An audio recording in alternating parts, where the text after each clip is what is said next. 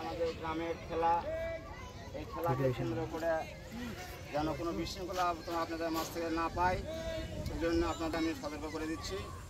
কারণ খেলোয়াড় সবাই উভয় ভাই ভাই, সবাই বন্ধুতা বজায় রেখে বল খেলতে হবে। দ্বিতীয়ত এখানে কমিটি, আমাদের পাকিস্তান সামাজিক উন্নয়ন কমিটির সভাপতি সাহেব উপস্থিত আছেন। আপনাদের খেলা দেখবেন, যদি মাঠের মধ্যে কোনো ভুল ভ্রান্তি হতেও পারে, মানুষ মানে ভুল, কোনো ভুল হলে পারে কোনো মাঠে কোনো অধিনায়ক মাঠ থেকে প্লেয়ার উঠে নিতে পারবেন না। যদি কোনো অভিযোগ থাকে লিখিতভাবে কমিটির নিকট জমা দেওয়ার জন্য অনুরোধ করব। আর খেলা চলাকালীন অবস্থায় রেফারি খেলা পরিচালনা যতক্ষণ করবে ততক্ষণ রেফারির ডিসিশনের চূড়ান্ত। এইগুলো আমি সংক্ষিপ্তভাবে শেষ করছি।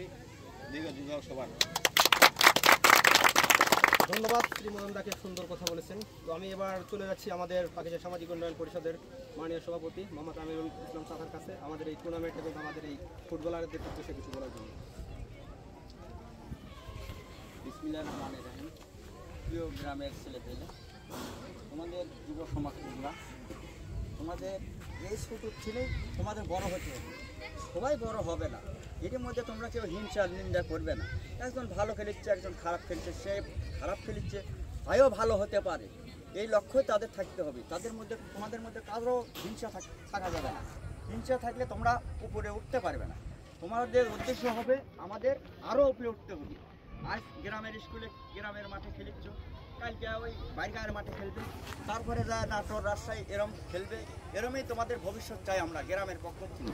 আমি গ্রামের সভাপতি, এই আশাই তোমাদের দিচ্ছি। তোমরা যত আগাবে ততই আমাদের গ্রামের সুনাম হবে।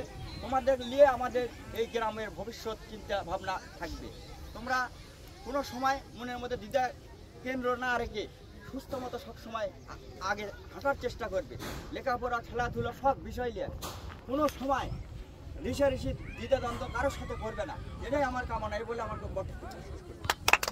দেশকে এগিয়ে নিতে, যার প্রমাণ আমরা ইতিমধ্যে পেয়ে গেছি। আমাদের দেশ কিন্তু পুনরায় স্বাধীন করলো এই তরুণ ছাত্র সমাজ। তো যাই হোক, আমরা এখন জাতীয় সঙ্গীতের মাধ্যমে আমাদের এই খেলা উদ্বোধন করবো। আমি অনুরোধ করবো জাতীয় সঙ্গীত দিবের পর সবাই একসাথে এক করে গাবো জাতীয় সঙ্গীত।